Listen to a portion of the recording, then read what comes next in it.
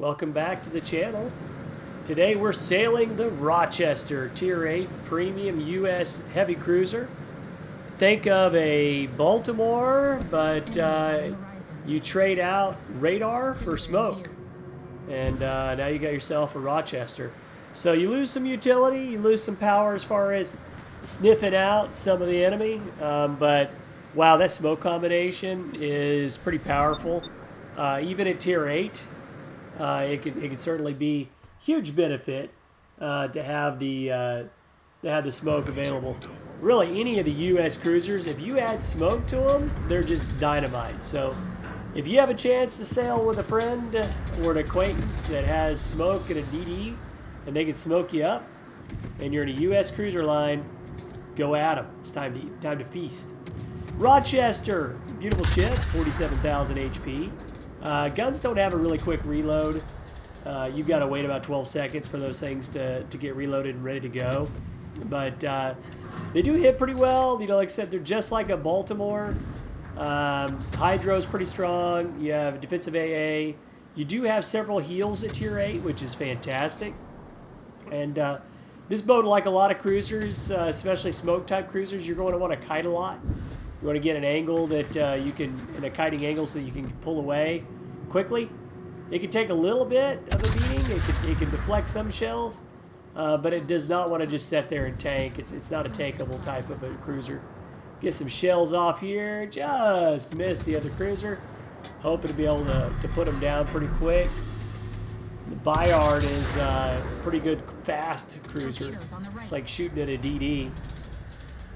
We're going to see if we can hold this cap right here with our teammates. I think we're in pretty good shape. We're outnumbered at the moment, but we can fix that. See if we can get some kills here. I'm going to start some hydro just in case some torps come flying in. Otherwise, I'm going to look for the other DD that's over here and see if anyone else I can attack. We're taking some shots here, so we might as well use one of our smokes. Wow, it was a big hit. 14K off of us right there. We'll heal up a little bit. We'll see now if we can get some shells in here on the Bismarck, as the Bismarck's trying to move into the cap. When you're in a secondary battleship, it's very easy to get tempted to just drive into caps. You need to play it like a mid-range battleship for a while. At least that's my opinion. And then eventually, you know, you can go in there blazing. You don't want to just fly into a cap. Here's the Awami, another good battleship, Tier 9 Japanese battleship. We'll do it on the channel at some point. I do like that boat. It's got a really short reload on its guns, fairly accurate main battery guns for a Japanese battleship. But like with any other ship, it does. It's not impervious to all damage. We'll try to get some AP in on it. Pretty good pin angles on this AP. Decent damage right there. We'll take it. Going to switch to HE, see if we get some fire started. That's where you can really start building up the damage. Plus, you just annoy a heck out of the enemy and they want to bail on you. Try to leave that side as soon as they can. A few shells in here, no fires. We'll continue to volley some more up there, see what we can do. Torpedoes right behind us. This ship has 9 guns, 3 turrets, 9 guns. They're 203s. They can pack a pretty decent amount of punch. Good fire chance. Let's see if we can get some more into the Awami. Good shells on that one. Not a lot of damage. We know that's right where he was. We're going to fire blindly a little bit. We have the Yodo up there trying to get tough. Back it up. See if we can take him out of the game. Start our HE going. So we're going to go to AP. We'll see if we can get a good shot in on him here. It's a very soft, squishy cruiser. AP could do some serious work. We missed terribly. That's okay, though. There's more shells where that came from there, Yodo. So the Awami's pushing us now. We can engage, but we're 45 seconds away from having smoke again. We're going to get a better position. Be able to help support our team. Destroyer found. A little bit more distance between us. Oh, I really need to kill that destroyer. If I kill that destroyer, and he's going to squat, maybe we can turn the side right here if we get that destroyer dead. We're going to turn back in and try to put our nose toward the Awami. Yoda's going to try to take some shots at us. well worth it. We were able to get several shells into the destroyer, making him think twice about his life choices. See if you can get him out of the cap here pretty quick. Another volley of shells. We should land some of those. And we did. The destroyer's still alive. We had multiple pins on that destroyer, which feel pretty good about. Smoke is back up and available. Hydro, we're still waiting on that one. Yoda's going to make a run for it, which is surprising. He was in a pretty good spot over there. I don't know that anyone really flushed him out that well. But he's bailing now, and we've got some shells on him. A few of these AP shells should do the job. Oh, not enough. It'd be great to take out a Tier 10.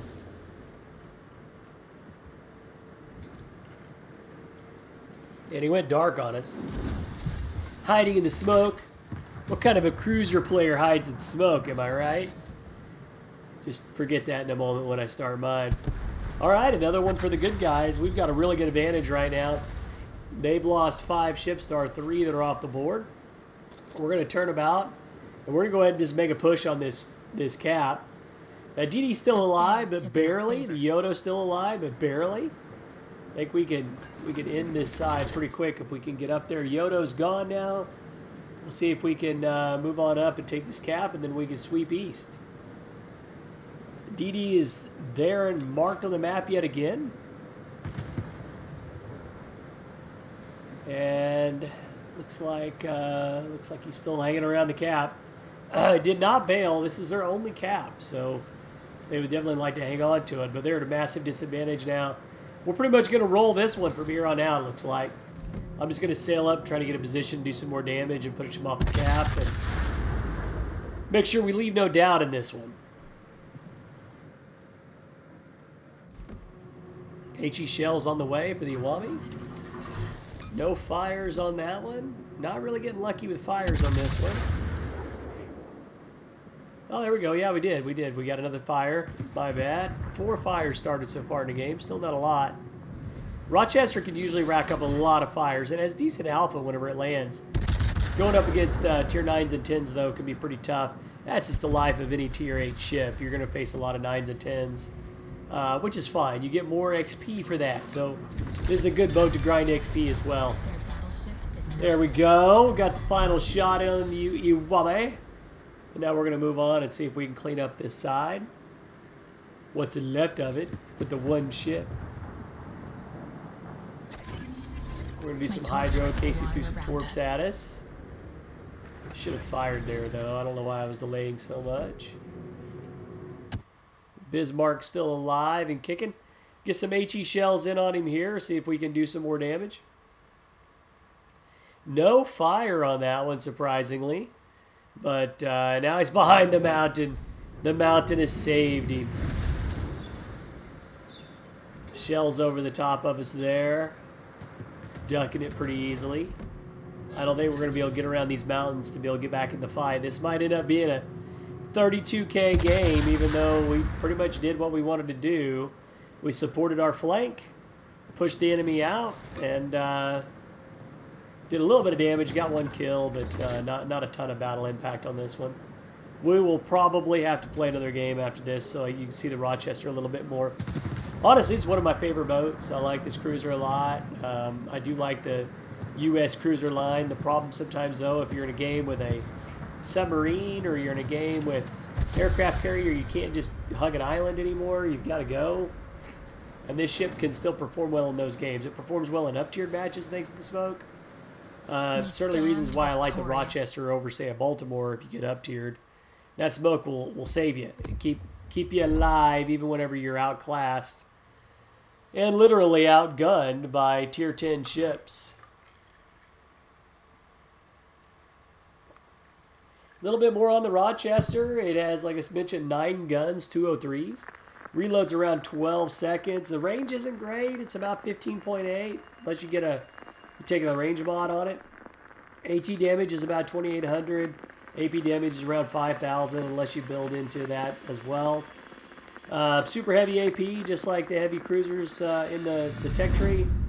Speed's not bad, about 33 knots with this one, and good little turning circle. Rudder shift's pretty good, 10.5 seconds. Detectability isn't bad at all if you take the concealment mod, the concealment captain skill, which I usually do. That'll take you down to about 9.5, so it's pretty good. All right, we're in a new match here. We're up against some Tier 9s and Tier 8s. So we're around average tier on this one. We're going to kind of get over here by the island and see if we can set up shop to do U.S. cruiser things and get some fire onto the A-cap to support our team. Not because we claim freedom, but because we practice it. That's right, Statue of Liberty. Received, I'm on it. Favorite captain right there because of the voice lines. Consumables, you get, the basic consumables. We'll walk through some of those. As far as what I usually take on this ship, I like captain skills. I like to go with incoming fire alert. I like to know whenever shells are in the air. It just helps to be able to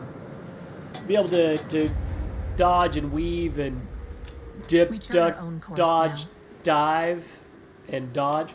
And then demolition expert, consumable enhancements, adrenaline rush always, superintendent to get that extra heal and extra smoke, survivability expert, and then always concealment.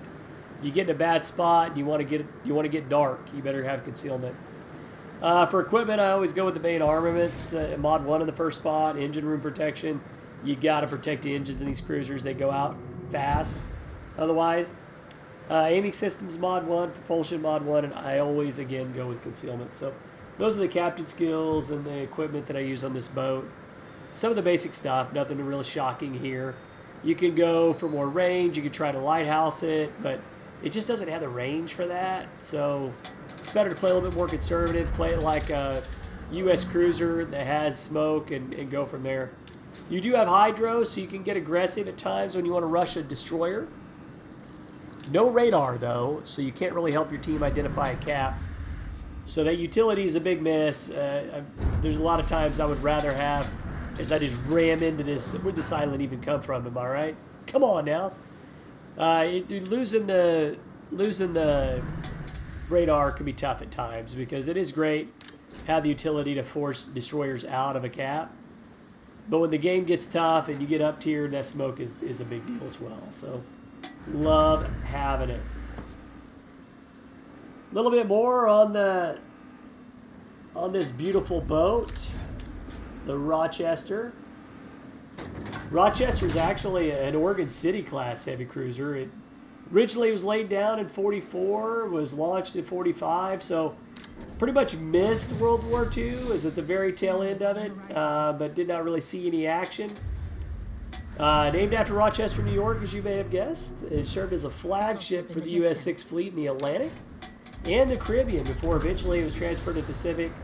It was active in the Korean War, became a flagship of the 7th Fleet under Admiral Arthur Struble. It did provide a lot of gunfire, support for different amphibious landings, similar to what you see out of a lot of ships that did not have a lot of ship-on-ship battle. Mainly patrolled the coast and helped with shore bombardments, etc. During the Korean War.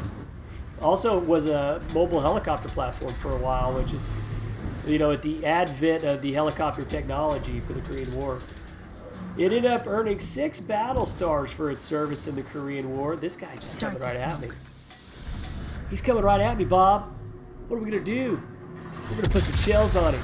So the Valpo secondary ship, I want to make sure I try to burn this guy down. As he gets more secondary hits, he becomes more powerful. So he's like the board, dude. He's just going to continue to adapt and get more and more powerful. You got to take him out quick. More about the Rochester. It did serve for some Cold War time. Eventually it was decommissioned in 61. There were some plans that converted into a guided missile cruiser, but eventually they were canceled. And ultimately, Rochester's no longer with us. It was sold for scrap in the mid-70s. If you want to see it today, this is where you're going to see it, in this beautiful game called World of Warships. Or, on the internet or in your Encyclopedia Britannica, whatever works out for you. We're going to try to put some fire on this Valpo. Valpo's armor's really strong, and unless he gives me a close broadside, we're going to stick with HE. And he's going to go give me broadside, but I still don't have confidence. So he's angled a little. Yeah, unless I shoot a superstructure, I don't feel confident. So we're just going to keep working on fires here. See if we can light him up. We need to take this guy out, though. He's rushing me now, and he's close. He's getting too close for comfort. If I need to disengage now, I am going to have a hard time of it. And I do. And I'm about to, I feel. My smoke is out. I'm going to be spotted the whole time. And his secondaries make him more powerful, so I'm going to try to get out of here. He's just going to squat and let his secondaries do it. There you go. He just popped his special button, and now he is even more powerful than ever.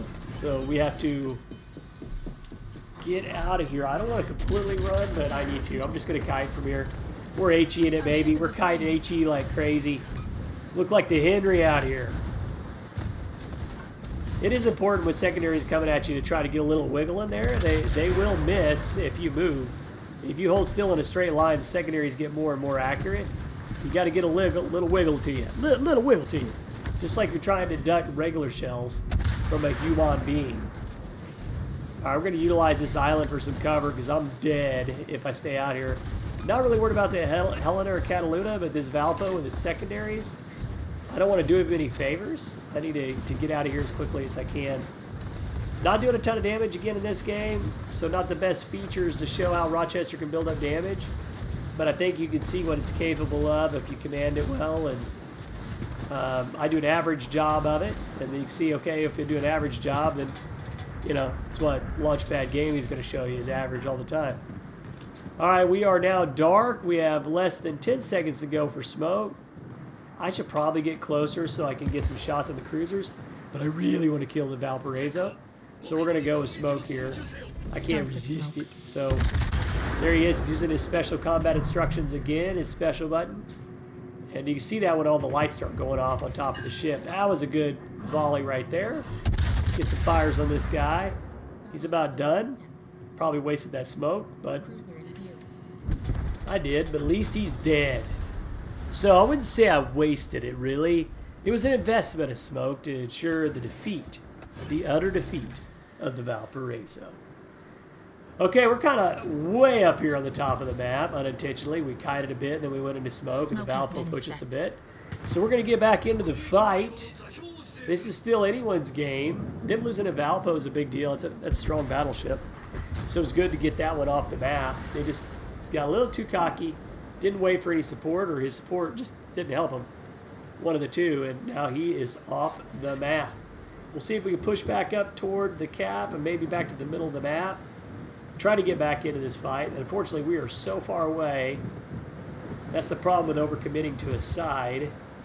And when you kite on a side, if you actually win it, then you just sit down here and look like you're not doing anything. And this is usually when somebody looks at the map and says, oh, hey, what's that Rochester doing at the top of the map, man?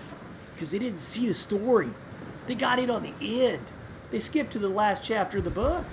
There's a lot happening in there. They missed it. Anyone that's ever kited, you know what I'm talking about. All right, so we're going to try to get back in the cap and move back to the middle of the map.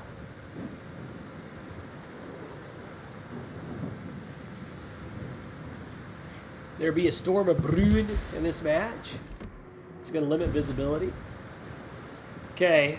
We're pushing back up, slowly crawling, 32 kilometers, 32 knots, excuse me. I like the boat. If you like firing from smoke, I think you're going to like this boat. Huge advantage for that. Again, like I said, for up tiers. If I could guarantee I was just going to play other tier 8 ships, I'd probably be more likely to say, go with the Baltimore. And you can go with whatever you want. I'm not an expert, but in my experience, the Rochester that's my boat. That's a tier 8 cruiser for me. This is the boat I grind if I just want to get some credits. If I just want to play a match without being all freaked out and stressed all the time, this will be the one that I play. If I really want to be freaked out and stressed like that little squirrel from Ice Age, I'll play the Vallejo. But this is a more relaxing type gameplay. Hopefully not too relaxing for those watching. Then if you're watching it now and you're thinking, gosh, Steven, just start, playing the saxophone music. This is way too relaxing. Sorry about that. There you go. I'll push a button. Now it sounds better. Okay, we're trying to move back to the middle of the map here. We only did 39K, but I think we did a pretty good job. We dropped 80 shells into the battleship, into the Valparaiso, and now we're moving forward. I don't think we easily take that side without him throwing a lot of secondaries our way. And we lit some fires, and lit a fire, and did some damage. And our team just rolled again. That's the tough part sometimes in the world of warships. If you're trying to chase some damage records, it can be tough. Sometimes you get way more damage, at least I do, get way more damage at times whenever I am losing a match, because then I have more targets that are coming after me, and usually they're more aggressive, and I can get more shells into more enemies and last throughout the match. If you can last the entire match in losing effort, you can usually get really good damage. But when your team not only wins, but is rolling the other team, the water around us. It is hard to get a lot of damage.